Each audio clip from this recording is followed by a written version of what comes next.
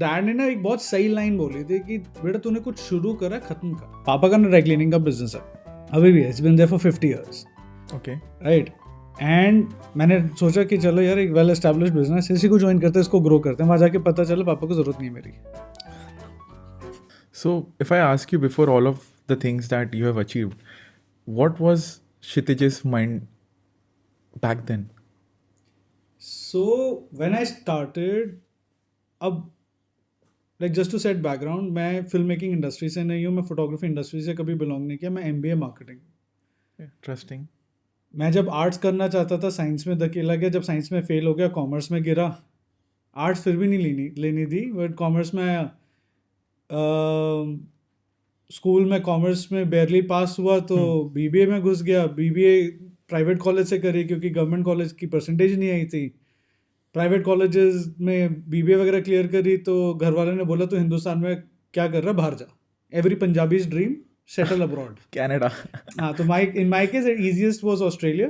Australia गया, Australia जाके CA पढ़ने गया था, ऑस्ट्रेलिया CPA करने गया था क्योंकि उस टाइम पे वो नहीं, आपको पॉइंट्स मिलते थे यार CPA अच्छा। करने से। You would get immigration points, you would get PR points, and Okay. इस वजह से सब CPA करने जाते थे। Okay. वहाँ जाके फिर अकल आ गई कि भैया ये बस की नहीं है, Hmm. इकोनॉमिक्स अकाउंटिंग नहीं है बस की, छोड़ दो।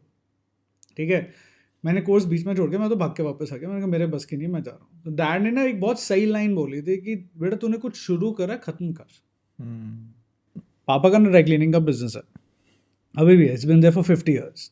Okay. राइट। एंड मैंने सोचा कि चलो यार एक वेल एस्टैब्लिश्ड बिजनेस, इसी को ज्वाइन करते हैं, इसको ग्रो करते हैं। वहाँ जाके पता चला पापा को जरूरत नहीं है मेरी। Simple logic.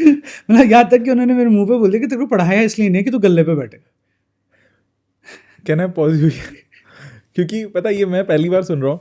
अब तक मैंने कॉन्टेक्स्ट ये सुना है कि पापा मुझे गले में बिठाते हैं पापा की, बेटा ये देख तेरे लिए सब तैयार करके रखा हुआ है।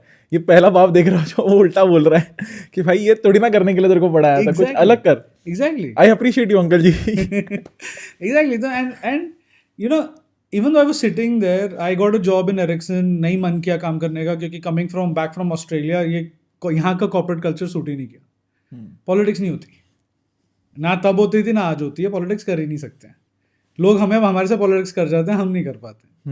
बहुत सिंपल सा लॉजिक है। तो वो नहीं हुआ, नहीं सर्वाइव करा। मगर उस प्रोसेस में मैं एक चीज़ रियलाइज़ कर गया कि मेरे अंदर कुछ स्किल्स हैं जो मेरे को ग्रो करने में हेल्प कर सकती हैं।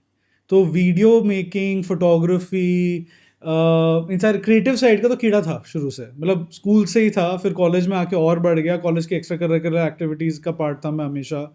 फिर अपना क्या कहते हैं, जब यहाँ पे डैड के पास बैठना शुरू हुआ तो वहाँ कुछ नहीं था करने को। It's a well established business, what do you do?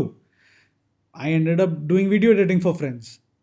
मतलब जो है हैप्पी बर्थडे वीडियोस, ये वो फलाने ठिकाना। तो उनमें से एक स्कूल फ्रेंड एकदम से वन फाइन डे मेरे को वो भेजती है कि यार नोकिया का एक काम आया, करेगा?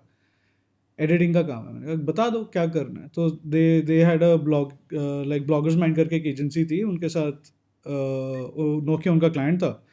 उन्होंने काम दिया, वहाँ समझ आया यार ये फिल्म वीडियो AVs में भी काम है and it's decent money. Then the whole filmmaking journey started because I was part of Viscon. I became part of Viscon in Australia.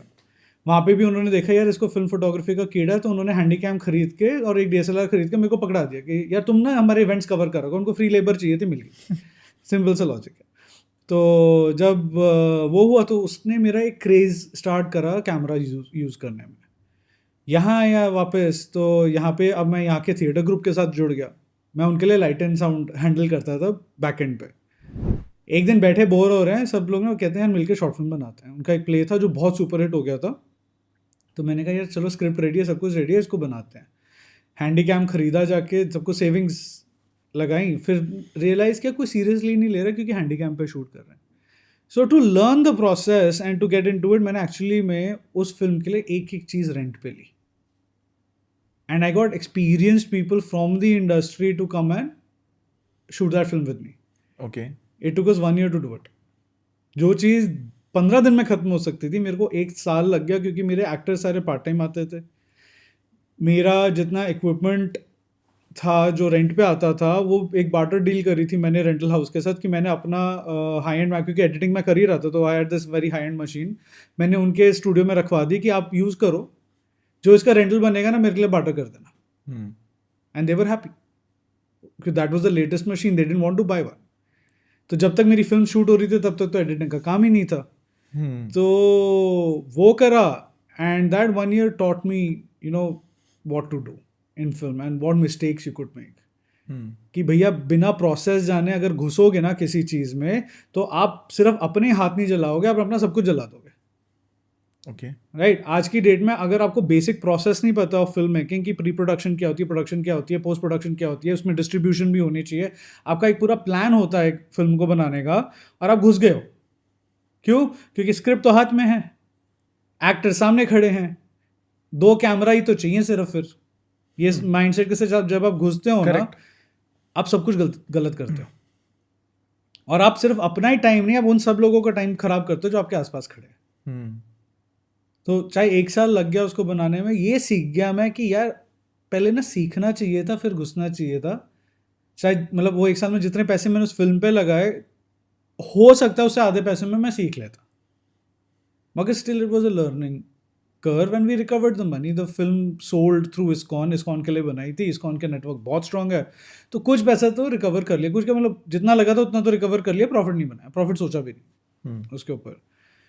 तो यू नो, जब आप एक 23-24 साल की उम्र में अकाउंट में, क्योंकि आपने ऑस्ट्रेलिया में पैसा कमाया तो डॉलर्स कन्वर्ट होकर INR में पड़े हुए हैं, एक एक्स अमाउंट ऑफ सेविंग्स है उसमें, उस टाइम पे 2-3 लाख रुपए की सेविंग भी बहुत बड़ी चीज़ होती थी।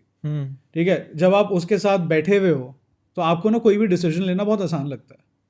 अकल कब ठिकाने लगती है? जब वो बैलेंस नेगेटिव में चला जाता है, क्योंकि आ तो रहा नहीं है कहीं से भी। मतलब आप ये सोचो, मेरे डैड ने ना मेरे को मना कर दिया कि मत कर, तू फालतू पैसे लगा रहा है, तू MBA कर रखी है, तू जॉब वॉब कर, क्या फिल्म में जा रहा है, फिर से तू सीख रहा है, मत करो। He put so much pressure on me कि मत कर मत कर, मैंने उन्हीं को ही कास्ट कर दिया, उन्हीं को अपनी शॉर्ट फिल्म में एक रोल दे दिया। मैंने कहा अब तो मना करेंगे नहीं। तो मम्मी मेरी केटरिंग करती थी, डैड मेरे एक one of the cast members थे, तो फैमिली तो खुश थी। तो सबने 1 साल मिलकर वो शॉर्ट फिल्म बनाई, and for me that was film education on set, and that was still what not to do. अभी भी प्रोसेस नहीं सीखा था, अभी ये सीख लिया था कि ये नहीं करना है, जो ये करा है ना 1 साल, ये नहीं करना। बन गया प्रोडक्ट ठीक है, मगर ये गलती नहीं करनी। तो सबसे बड़ा लर्निंग कब हुई था कि as a young mind when you are excited you feel you know everything, because आपने कहीं ना कहीं देखा है। आज की डेट में तो यूट्यूब यूनिवर्सिटी है, व्हाट्सएप यूनिवर्सिटी है, फ्री वर्कशॉप्स होती हैं, लोग फ्री में सीखे जा रहे हैं। हर बंदे को कोई डाउट आता है, चैट GPT खोलता है, यूट्यूब खोलता है, 10 चीज़ें पूछता है, दोनों चीज़ों पे उसको 10 जवाब मिल जाते हैं। मगर वो लैक कहाँ कर रहा है, उसको एग्जीक्यूशन कब कर रहा है?